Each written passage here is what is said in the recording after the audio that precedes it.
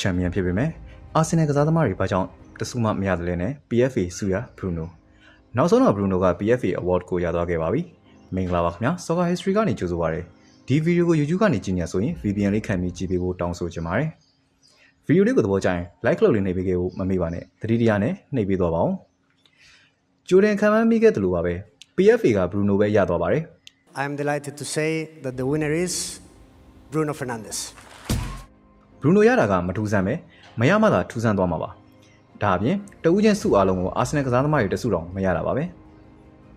ဒီဗီဒီယိုမှာသူတို့အမြင်ဘာကြောင့်အာဆင်နယ်ကစားသမားတွေတဦးချင်းစုတွေမရခဲ့တာလဲဘာကြောင့်ဘရူနိုကရတင်တာလဲဆိုပြီး၃ပိုင်းခွဲပြီးတော့ပြောပြပါမယ်၁သူတို့အမြင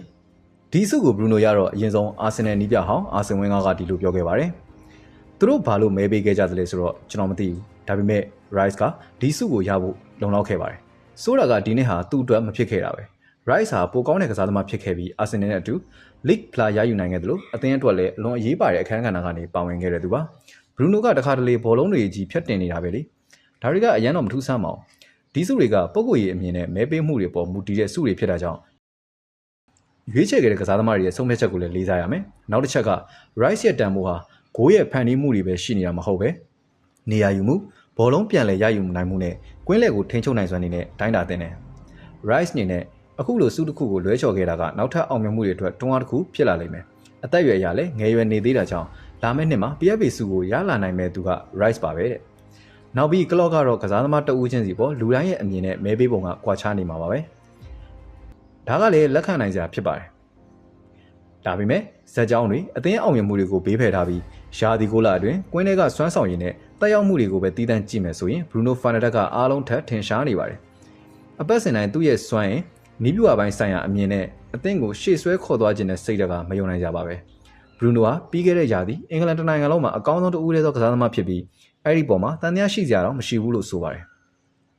ယူနိုက်တက်ကစူပလာမရခဲ့တာကြောင့်သာဘရူနိုရဲ့တဦးချင်းစွမ်းဆောင်ရည်ကိုလူတွေကမေးခွန်းထုတ်နေကြတာဖြစ်ပြီးစူပလာမရတာတခုတည်းနဲ့ထူးခြားတဲ့တဦးချင်းစွမ်းဆောင်ရည်ကိုဘယ်ကလေးကဖျက်လို့ရခဲ့တာလဲလို့ကလော့ကပြန်ပြီးမေးခွန်းထုတ်ခဲ့ပါတယ်ကလော့ရဲ့အမြင်ကမှန်တယ်လို့အာဆင်ဝင်းကလည်းအာဆင်နယ်နီးပြဟောင်းမှုအာဆင်နယ်ကစားသမားရစီချင်တာကမဆန်းပါဘူးဒါလည်းပဲလက်ခံပေးလို့ရပါတယ်နှစ်ဘာကြောင့်အာဆင်နယ်ကစားသမားတွေတဦးချင်းစုတွေမရခဲ့တာလဲဘာကြောင့်လဲဆိုတော့ရိုးရှင်းဆုံးအဖြေပေးရရင်တဦးချင်းစုဖြစ်တဲ့အတွက်တဦးချင်းအနေနဲ့ပြောရရင်အာဆင်နယ်က Premier League Champion ဖြစ်ခဲ့ပေမဲ့ချွန်ထွက်နေအောင်ဘယ်ကစားသမားကမှမကောင်းခဲ့လို့ပါအာဆင်နယ်က Tim Ward ပိုဆန်ပြီးတဦးချင်းမှာတော့တီးတသားထူးချွန်ခဲ့တဲ့ကစားသမားမရှိခဲ့လို့ပါပဲ Volontier ကစူဖလားတွေကိုထည့်တွက်ပြီးမဲ့ PFA ကစူဖလားကိုလုံးဝထည့်မတွက်ပါဘူးဒါကြောင့်လဲဖလားရတာကဒီစုမှာအားသာချက်ဖြစ်မနေပါဘူးတမိုင်းမှာလည်းချန်ပီယံမဖြစ်ပေမဲ့ရခဲ့တာတွေရှိပါတယ်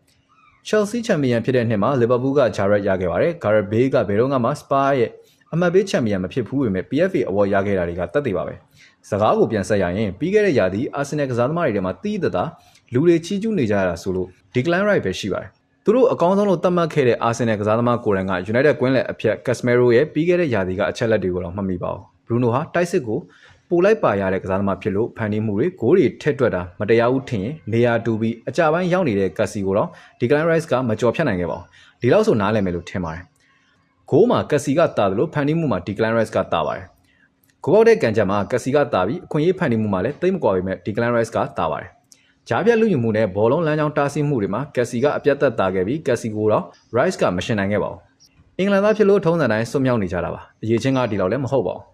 းနောက်တစ်ချက်ကဘရူနိုကပြီးခဲ့တဲ့ရာသီ Premier League ရဲ့ record ကြီးတစ်ခုကိုချိုးဖျက်ပစ်လိုက်တာကြောင့်လည်းမဲတွေပိုတာသွားခဲ့တာပါ Premier League ရဲ့ရှားပါလာတဲ့ assist record ဆိုတာကြီးကိုမှီယုံနေမဟုတ်ပဲကြော်ဖြတ်ပြနိုင်တဲ့အတွက်ဘရူနိုဘက်ကိုတည်တည်အလေးတာစေခဲ့တာပါ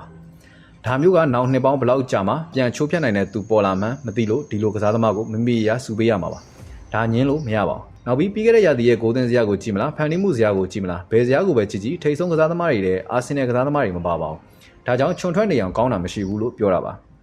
3 Bruno ရဲ့ PFA Award Bruno ကပြီးခဲ့တဲ့ရာသီအတွက် FWA Award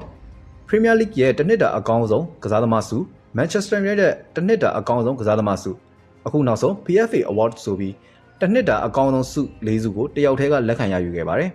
PFA Award ကိုနောက်ဆုံးရယူနိုင်ခဲ့တဲ့ကစားသမားက Wayne Rooney ဖြစ်ပြီး2010ဘောလုံးရာသီမှာရခဲ့တာဖြစ်လို့အခုဆိုရင်16နှစ်ကြာပြီမှဒီဆုကို Manchester United ကစားသမားတယောက်ကပြန်လည်ဆုကူးနိုင်ခဲ့တာပ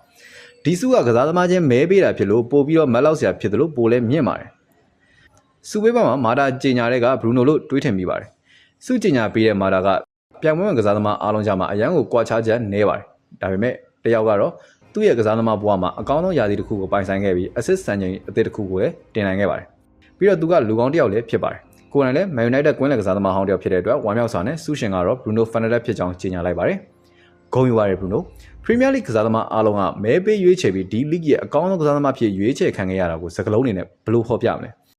ဒါကတကယ်ကိုဂုဏ်စရာကောင်းတဲ့အခိုက်အတန့်ပါကျွန်တော်ကိုမဲပေးရွေးချယ်ပေးခဲ့ကြတဲ့သူအားလုံးကိုလည်းအရန်ကျေးဇူးတင်ပါတယ်တဦးချင်းအနေနဲ့ကြည့်ရင်ဒီရာသီကကျွန်တော်အတွက်အထူးကောင်းမွန်တဲ့ရာသီတစ်ခုဖြစ်ခဲ့ပါတယ်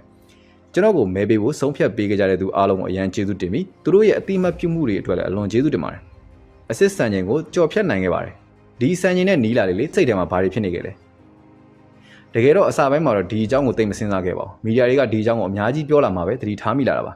စံချိန်နဲ့ပုံနီးလာတဲ့အခါတော့ကိုယ်တိုင်လည်းစပြီးစဉ်းစားလာတာပေါ့ဒါပေမဲ့ကျွန်တော်အထင်ကျွန်တော်ရဲ့ striker တွေကပိုစိတ်ဝင်စားနေတယ်လို့ထင်ပါတယ်သူတို့ကဂိုးသွင်းပြီးကျွန်တော်ကို assist ကြအောင်လုပ်ပေးခြင်းလို့တခါတလေသူတို့ရဲ့ကိုယ်ပိုင်ကစားပုံကိုတော့မေးသွားကြပါတယ်ဒါပေမဲ့ကျွန်တော်ကတော့အရန်ပျော်ပါတယ် assist ဆိုတာတယောက်ယောက်ကဂိုးသွင်းနိုင်အောင်ကိုကကူညီပေးတာပါအထူးသဖြင့်ကျွန်တော် assist ပေးပြီး Man United ကဂိုးရတယ်ဆိုရင်ကျွန်တော်ပိုပြီးပျော်ပါတယ်ဒီစုကို Manchester United ရဲ့အသင်းအောင်မြင်မှုစူပလိုက်နဲ့လဲလှယ်ဝင်ရမယ်ဆိုရင်လဲမလားဒါကတော့ရန်ရှင်းပါတယ်လူတိုင်းလည်းအတူတူပဲပြောကြမယ်လို့ထင်ပါတယ် football မှာအရေးကြီးဆုံးအရာကအသင်းအောင်မြင်မှုပါကျွန်တော်တို့က tennis ကစားနေတာမဟုတ်ဘူးကိုယ့်အတွက်ပဲကိုယ်ကစားနေတာမဟုတ်ပါဘူးကျွန်တော်တို့ football ကစားတယ်အသင်းအတွက်ကစားတယ် club အတွက်ကစားတယ် fan တွေအတွက်ကစားတယ်ဒီထက်ပိုထူးခြားတဲ့အရာမရှိပါဘူး captain တယောက်အနေနဲ့ကွင်းထဲမှာအသင်းကောင်းဆောင်တယောက်အနေနဲ့ Manchester United လို့အသင်းကြီးမှာအပိုတာဝန်ကြီးတစ်ခုဖိအားကြီးတစ်ခုရှိနေတယ်လို့ခံစားရလားဒီလိုတာဝန်ရှိတာကတကယ်ကိုကောင်းပါတယ်ဒါကကိုယ်တိုင်ပျော်ရွှင်ရတဲ့အရာတစ်ခုပါဒီတာဝန်ကိုတော့ကင်တွယ်ရမှာပေါ့အများနဲ့တော့မလွယ်ကူပါဘူးဒါပေမဲ့ဖိအားရှိနေတာကဖိအားမရှိတာထက်ပိုကောင်းတယ်လို့ကျွန်တော်ထင်ပါတယ်နောက်ဆုံးမေးခွန်းမှာ Hall နဲ့ပွဲမှာခက်ခဲတဲ့အစာပြုမှုဖြစ်ခဲ့ပေမဲ့ဒီရာသီမှာ Manchester United အတွက်ကောင်းမွန်တဲ့ရာသီဖြစ်လာမယ်လို့ဘယ်လောက်ထိအကောင်းမြင်ထားလဲအခုချိန်မှာကျွန်တော်တို့ဖြစ်ချင်တဲ့နေရာနဲ့ရမှတ်3မှပဲကွာပါတယ်အိမ်ခွင်းမှာကစားရမယ့်ပွဲတစ်ပွဲလည်းရှိပြီးအဲ့ဒီပွဲကိုကျွန်တော်အနိုင်ရချင်ပါတယ်ဒါကရိုးရိုးရှင်းရှင်းပါပဲအရှင်းမရှိတဲ့ပွဲတိုင်းကိုအနိုင်ရဖို့ကြိုးစားသွားရမယ်ပြီးတော့ပြီးခဲ့တဲ့ပွဲတွေကိုအရန်အာရုံစိုက်မနေပဲရှေ့ဆက်သွားရမယ်လို့ကျွန်တော်ထင်ပါတယ်လို့စူပေးပွဲမှာသူ့အမြင်ကိုပြောသွားခဲ့ပါတယ် Congratulations Bruno ဒီနေ့ဗီဒီယိုလေးကတော့ဒီလောက်ပါပဲဗီဒီယိုလေးတင်ဆက်ပေးပြီဆိုတော့အခုကျွန်တော်လည်းပါနောက်ထပ်လည်းဗီဒီယိုတွေ tactical analysis ဗီဒီယိုကိုတင်ဆက်ပေးတော့မှာဖြစ်လို့ page ကို like and share ခဲ့ပြီးကျွန်တော်ရဲ့ YouTube channel လေးကိုလည်း subscribe လုပ်ခဲ့ပေးကြပါဦးခင်ဗျာ comment မှာ YouTube link လေးချပေးထားပါတယ်အားလုံးကိုကျေးဇူးတင်ရှိပါတယ်ခင်ဗျာ